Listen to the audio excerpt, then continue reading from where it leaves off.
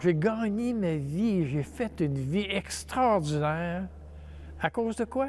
Le tir à l'arc. Jean-Pierre Lafleur se souvient avoir eu un arc entre les mains pour la première fois à l'âge de 5 ans.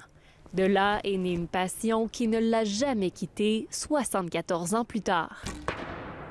Pendant une trentaine d'années, il participe en tant qu'athlète ou entraîneur à des compétitions partout dans le monde. En 2006, il fonde le programme sport-études en tir à l'arc à l'école secondaire l'Académie Les Estacades, mais la maladie progresse et il doit l'abandonner en 2018. L'Alzheimer, c'est une maladie assez curieuse. J'oublie plein de trucs.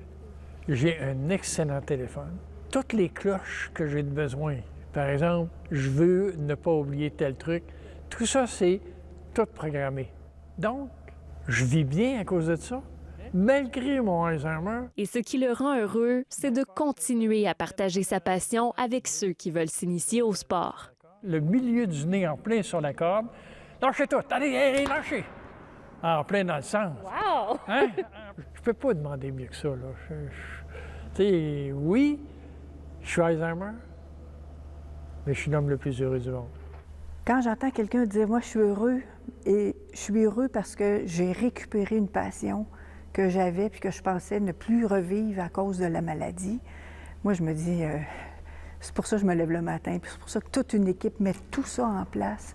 Parfois, on nous dit « pourquoi vous faites tout ça? » Bien, c'est parce que ces gens ont le droit de continuer à avoir une raison de se lever le matin puis d'avoir une raison de vivre. 40 ans après avoir lancé ses recherches sur l'Alzheimer, l'expertise développée par Nicole Poirier est diffusée jusqu'en Europe.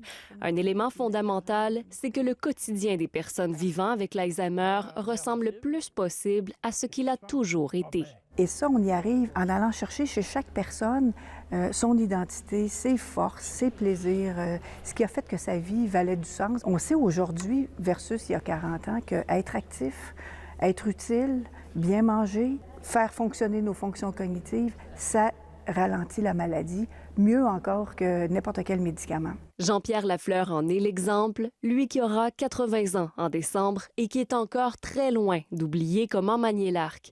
Ici Amélie Simard-Blouin, Radio-Canada, Trois-Rivières.